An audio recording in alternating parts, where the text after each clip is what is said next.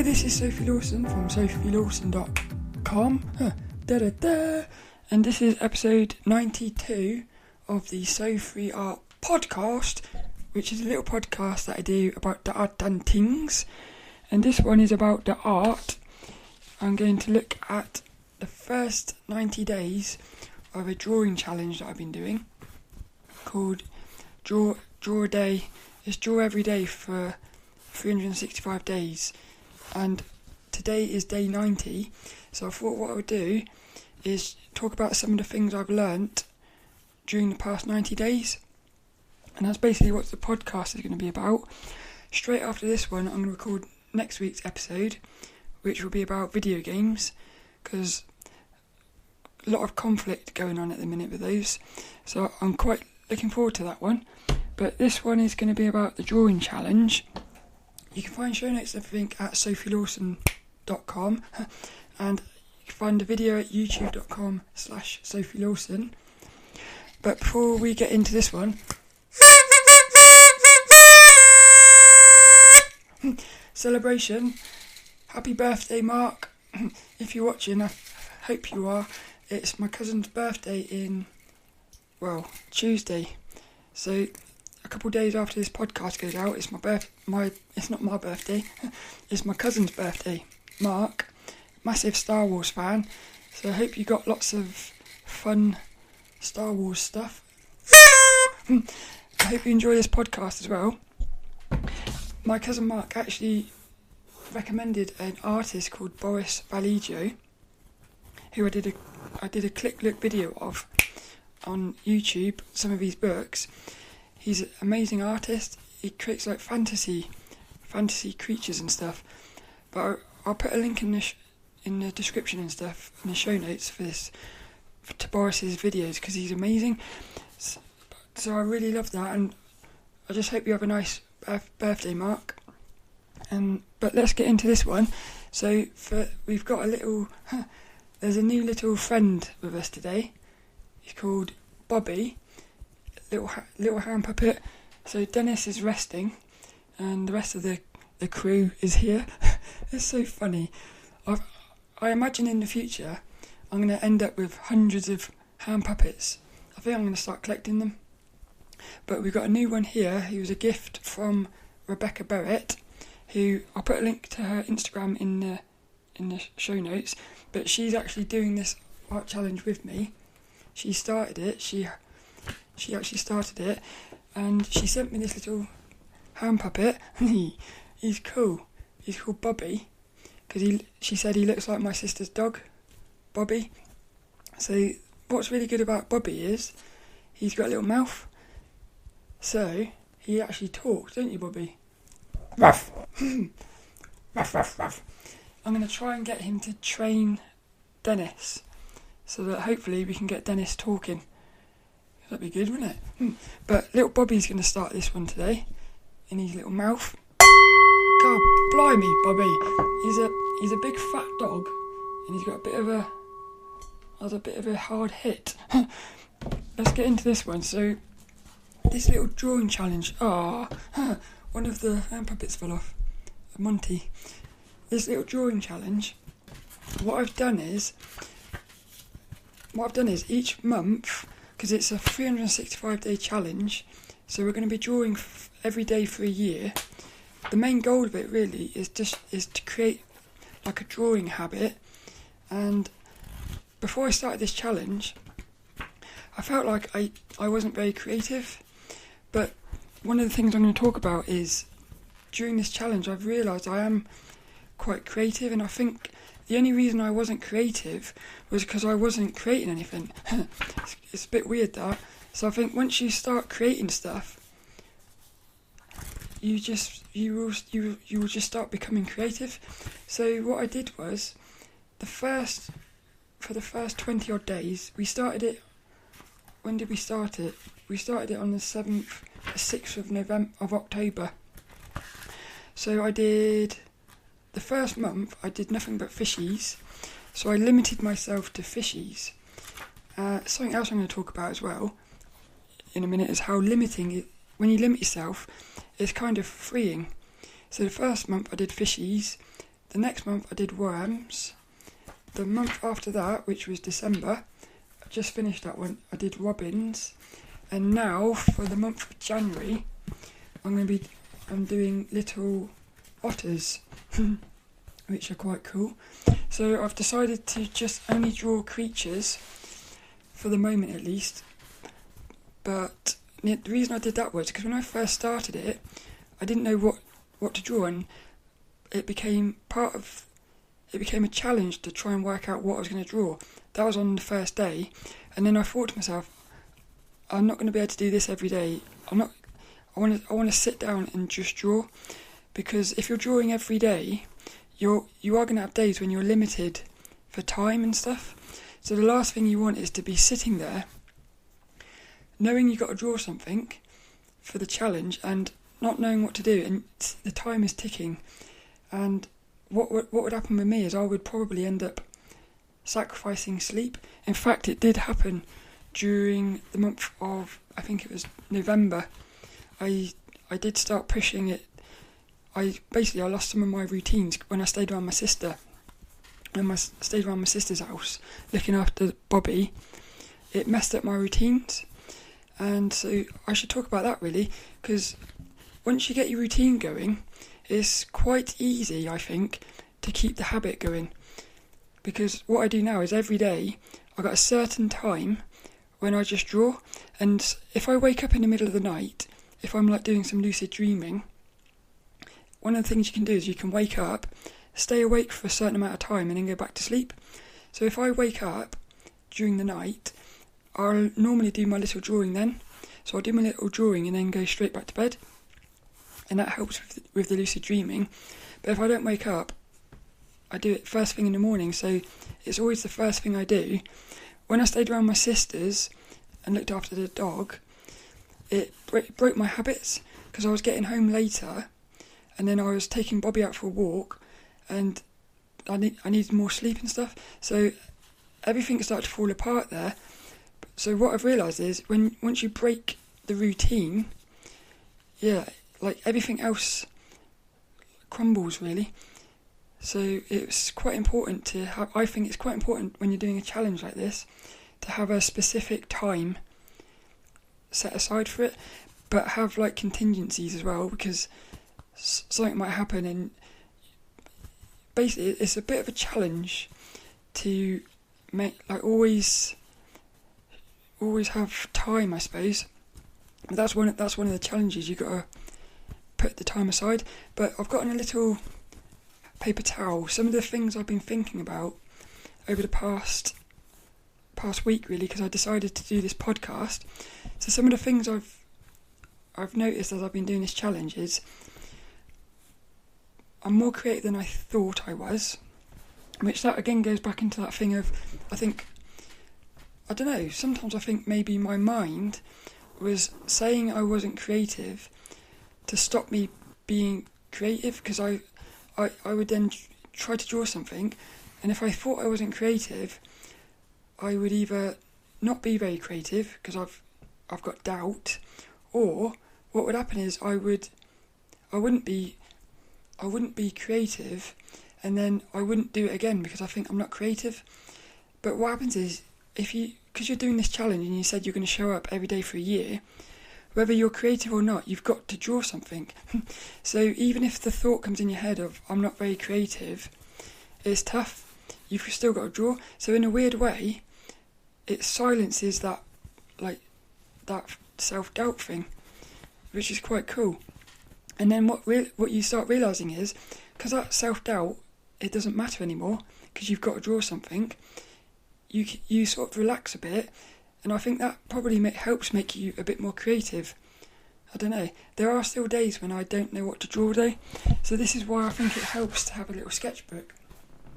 So one of the rules I've got for this challenge is I have to do the drawing every day.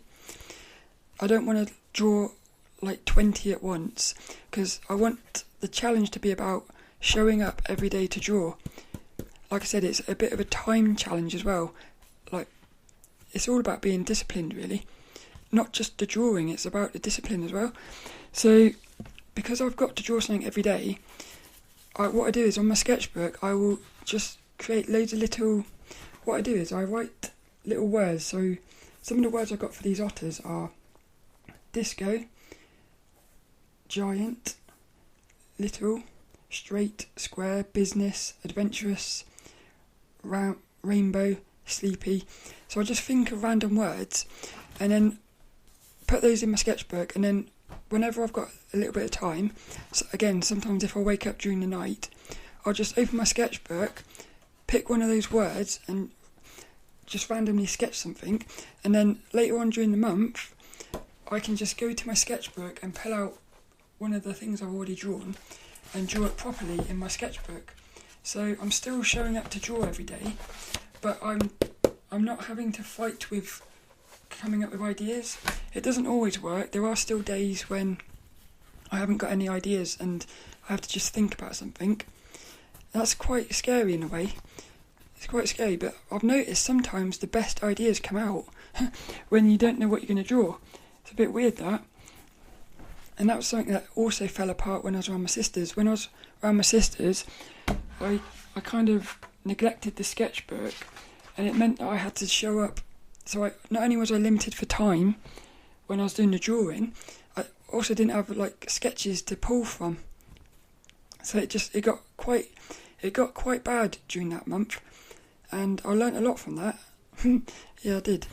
But something else I got here, which I've noticed, is I play it safe too much. I think I'm getting a lot better at that. I would say, especially the first 30 days, I was very... Yeah, I was playing it very safe. All my characters were... Because I was drawing fishies, all my fishies were straight on. So I wasn't having to deal with perspective. All I had to do was draw it flat on. And as I'm getting further along, I'm starting to push myself to try drawing things in perspective and stuff, because I don't want to just be showing up to draw. I want to try to be improving my skills as well. But it's so easy to just say, because I'm not very... One of the things I got to talk about here is perspective, and how I'm struggling to... I can't even see. Sometimes I can't see what I want. I've got like a picture in my head of an otter, for instance, doing something, and I can sort of see it, but I can't turn that into perspective. So when I go to draw it, it kind of looks hideous, because I don't understand fully how to draw things in perspective. And this is why I would then probably turn the angle of it to make it straight. But what I'd like to do is sort of keep it in perspective and just go through it, because I think the more I draw things in perspective, the better I'm going to get. So it's another one of those things I've got to force myself, which comes down to something later on about awareness. Because you need this awareness, so that if I'm drawing something in perspective and I'm struggling with it, I need to be aware of, instead of going back to playing it safe, I need to maintain my awareness so that I do force myself to go into perspective. And also, when I'm doing my little sketches, because I'm still more likely to do it straight on, so that I don't have to deal with perspective. So I need the awareness in the sketchbook when I'm having fun and sketching, because when you're in the sketchbook having fun, it doesn't matter whether you mess up. So that's the time really you should be doing more perspective, because you can mess it up and it doesn't matter. So it's just another one of these things. I've got to be more aware of pushing myself to do things that I'm not very good at, like the perspective. So that's just something I've noticed, and I think the more you talk about it, the more likely you are to be aware of it next time. So it's quite cool. What have I got here? Oh yeah, this is quite a cool one. I've noticed things that I've been studying. So, like, when I've been studying from like svslearn.com and stuff, they'll say I'm learning about inking. Jake Parker says about how when you're inking, he says like lines that are like lines within things, so like soft edges basically, where it's like what's it called? Forms. Lines that are showing forms are a lot lighter than like edges, hard edges. So what I'm noticing is, as I'm doing my little drawings, I'm noticing I am doing that. So if I'm drawing soft edges, I'm starting to do lighter lines, which is really exciting. It's not just the lines, it's other things as well, like lighting, which I'll talk about in a minute, and other things that I've been learning. I'm starting to notice that I'm doing them in my drawings, sort of doing them without realising it, and then I'll notice later that I'm doing it, which is exciting because it does mean that actually I am learning things. Because I've said before, sometimes when you're studying, sometimes you feel like you're not learning anything. It's quite weird, that. But so it's nice to see you, to see you nice. It is nice to see that the things I'm studying, I am starting to learn them, because that's quite motivating, because it means you're going to keep studying, which is exciting. Another thing I got written down is reference images. So one of the rules for this challenge before we started it was you're not allowed to use reference images. You're only allowed to use reference images if they're your own images. So if you've drawn something before, you can use that. So that's kind of like why the sketchbook's quite fun. But even in the sketchbook, I haven't been using reference images. And there's a part of me, again, this goes into sort of the perspective thing. All these things link together. I'm struggling with perspective, and I think one of the things I need to do in order to get better at drawing in perspective, I need to actually be looking at things in perspective. So when I'm sketching them, I need to understand the perspective instead of trying to draw the perspective in my head when I don't know what it looks like properly. Because what's happening is I'm going to start creating bad habits. A lot of my drawings are going to end up, if I'm not careful, I'm going to have the perspective wrong, and I'm going to keep doing it wrong, which means in the future I'll have created a bad habit of drawing things in perspective wrong. Like, perspective is just an example, there's other things as well, but perspective is like the main thing. So I'm thinking to myself, I need to actually look at, it's not just perspective, it's the shape of the animals. So like the robin, I drew a robin every day for December, and it was quite inconsistent because I hadn't studied the shape of the robin and didn't fully understand it. Every time I drew it, I didn't really know, so it always looked a bit different. So for consistency, I think I need to study references more. So I'm thinking, I haven't done it yet, but I'm thinking I might break one of the rules of the challenge and start looking at perspective. I really want to, because I think even on every single thing I've studied from, all the books, SVS Learn, Proco, everywhere that I've studied, and all the podcasts that talk about, all the art podcasts, they always say you never stop using reference images. So I sort of think to myself, what is the point in not using reference images? Yeah, like I almost think later on down the line is when you would not be using reference images. When you've got the understanding of how the perspective works, then you can start drawing without reference images. That's what I think. So I feel like that rule of not using reference images is probably, I don't think it's the best thing for me at the moment, because I'm still quite early on in creating from my imagination, like drawing from my imagination. So I'm going to leave it for another couple of weeks and see how it goes. But I might actually do that, and I think my drawings will improve a lot, because I'll have a better understanding, and if I'm struggling with something as I'm drawing it, I'll be able to look at the reference imagings instead of like making it up. But I can see how there is a skill, or there is a skill in not using reference images. It's a balance, and I think saying you're not allowed to use references, it pushes it too far out of balance for me. I'd like it in the middle, where it's like you can use reference, but try not to. That's probably where I'd like to be. So the next little thing I got written down is limits are freeing.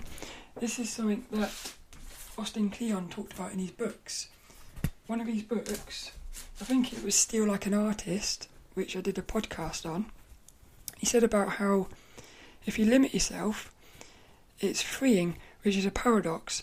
But I've really noticed that because, like I said at the start, because I said to myself, I'm only drawing robins in December, I'm limiting myself to robins, but somehow it's freeing because it means all I got to think about, like I said, all I got to think about is one word. Think of any random word, like driving, and then you do a drawing called the driving robin. So what you're doing is you're limiting the variables, so that you haven't got as much stuff to think about. It's almost like less variables, it's kind of like less clutter. When you declutter your cupboards or something, you can actually find things. It's the same as this. When the less variables you've got when you're doing a drawing, the easier it is to find the drawing. It's quite cool, that. I just made that up. Funny. It's cool though. So limits are freeing. The next thing I got is lights and shadows. Again, this goes into SVS Learn. I've noticed, this is where I really need the awareness. But I'm noticing that I am starting to put lights and shadows on my drawings. But again, if I'm not aware of it, so if I go into the drawing and I don't at the start say, be mindful of the lights and shadows, I will just do it as one single tone. I won't do any lights or shadows. So it's like I feel like if you don't have the awareness, so if you're not mindful of what you want to be practicing, you're just going to fall into the tendency of not doing it. Again, it's like you're subconsciously playing it safe. So you can play it safe consciously by saying, I'm not going to do it in perspective, but subconsciously as well, it's almost like your mind, if you're not saying what you want to do, it's as if your mind subconsciously plays it safe as well. I don't know why it does that. So if I don't start the drawing saying focus on lights and shadows, my tendency would be to not do it. And then what will happen is at the end I'll look at it and I'll say, I forgot to do lights and shadows. It's weird. I noticed that as well with when I was sketching little Sophies. What I wanted to do was as I was colouring it in with my markers, I wanted to leave a white line on the edge because I'd seen an artist do it. It looked cool, so I wanted to leave a white line, like where the lights were, so not even colour it in at all, and it just made the lights pop. And I was trying to practice that, but I would always forget until I started colouring. Just as I started colouring, when it was too late, I would then think, I wanted to leave a space there. It's quite weird. So you almost have to write what you want to do down before you do it, because otherwise you will forget. And it's like a habit. As soon as you keep practicing to be mindful of lights and shadows, in the end you'll do it without even thinking about it. So I think just at the start, when you're trying to make practicing something a habit, you just have to really force yourself to remember, because otherwise you'll forget. So even now, I think, let's see if yesterday's, did it have lights and shadows?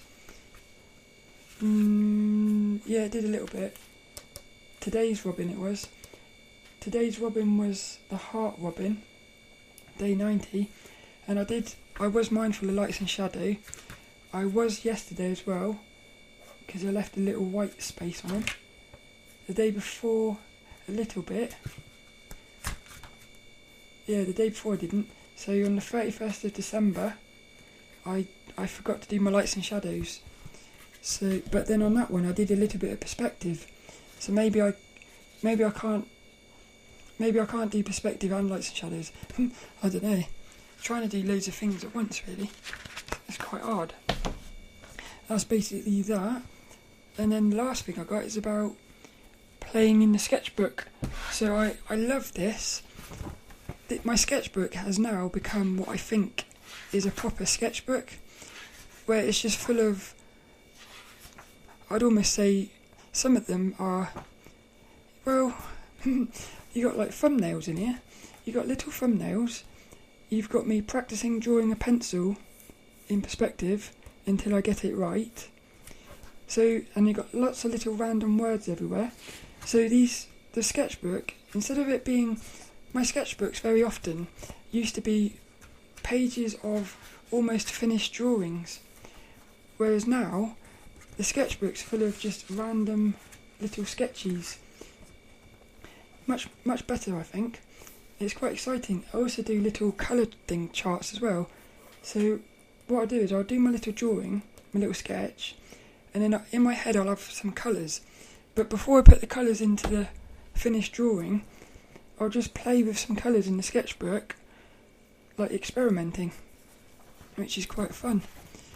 So, and what I'm really enjoying about the sketchbook is it's fun. It's just a lot of fun. It takes away a lot of the stress. So instead of, what you can do is, because it doesn't matter whether you mess up in the sketchbook, there's no stress involved in that phase. There's no stress involved in that phase. So then when you come to doing the proper drawing, there's even less stress. Because all you've got to do really is just bring to life the sketch, which is a lot easier, I think. And then you can play with the colours and stuff. So you're still playing at this phase as well. Lots of playing going on, I think. But the main thing is just making sure the discipline of the time, because when I was around my sisters and the routine of everything fell apart, it was no longer fun. There was a couple of weeks where it wasn't fun. It was a little bit stressful, and I was thinking, I don't know if I can keep doing this. But it was only because I was around my sisters, and once I got back into the routine, it was alright. That's basically it. That was day 90 today. So I think I might do another one of these in day 180. So every 3 months throughout the challenge, I'm just going to do a little podcast talking about what I've learnt and stuff. And I have been doing little videos each month. So the first week of each month is normally the first Wednesday of each month. I'll put a little video out going through my sketchbook for that month, and I'll just talk about each of the little drawings I've done. So I'll put a link to that in the description as well. It's really fun, this is. And what's really good is when you look back through, this is quite cool, when you look back through your sketchbook, you see stuff, you almost get new ideas. So you'll look at something you've drawn, it'll give you another idea. So it's in a weird way, you're almost inspiring your future self. Your past self is inspiring your future self with new ideas. Because what you can do is you can go through here. For instance, there was a robin which I coloured in rainbow colours and called it the Rainbow Robin. And then I look through here, I see that, and then I write down Rainbow Otter. So it's like you can almost start doing little themes. So each animal could have a rainbow version of it. It's quite cool. It is quite cool. And I will say that doing stuff like this is so much more fun than realistic drawing. They're completely different, and I would imagine they do complement each other, but I'm just having so much more fun creating stuff from my imagination. It's a lot more fun. And that's basically it really for this week's podcast. Bing! Nice and quiet, Bobby. Ruff. Did you like that one? I can't wait to get more hand puppets. That's basically it for this one. So this week's inspirational quote, where you can find show notes and everything at sophielawson.com, and you can find videos at youtube.com/sophielawson. Little Monty, he's gonna go through this week's inspirational quote. So this week's inspirational quote goes to my old CBT therapist. CBT is cognitive behavioural therapy, which, when did I go there? 2014, I think it was. 2014, before I really got into anything spiritual and like Buddhism and stuff. And what I realised was, cognitive CBT is all about the mind, which is super, in a weird way, I almost feel like CBT is a Western version of Buddhism. It does, because all Buddhism is being mindful of your thoughts, and all CBT is being mindful of your thoughts. It's quite cool, that. But she said something which stuck with me ever since, and it kind of links in with this little drawing challenge. So one of the things about this drawing challenge is it doesn't matter whether you do something, it doesn't matter the quality of your drawings, it's just about showing up every day. And what my CBT therapist said was, and I love this, it's one of those quotes, it sticks in my head. She said, sometimes just showing up is enough. So I remember back in 2015, I first went to a transgender support group. I was still suffering with social anxiety and stuff. And what happened was I was so scared, but what I remembered, sometimes just showing up is enough. So what I would do is all I had to do was go to the support group. I didn't have to worry about talking. I didn't have to worry about how it went. All I had to do was go into the session. So if I got to the end of the therapy session, the transgender support group, and I walked home and I felt like I had failed because I didn't talk to anyone, or I had some sort of weird anxiety attack or something, this thought would pop into my head. So it would pop into my head before I went in, and it would pop in because it would motivate me to go, because I said, all I've got to do is show up. Don't worry about anything else. It just simplified what I had to do into a little task. And then at the end, when I was leaving, instead of getting depressed because I'd let the anxiety win or something, I would be able to say, showing up is enough. So it kind of brought me back. But this little quote, it works for everything. So like, you do your drawing, let's say you do your drawing and you're not happy with it, like the one I did on Christmas Day, I really don't like it, but at least I showed up. It's better to do a rubbish drawing, I think, than nothing. So it's quite cool, and I hope you like that. It's sometimes just showing up is enough. My CBT therapist.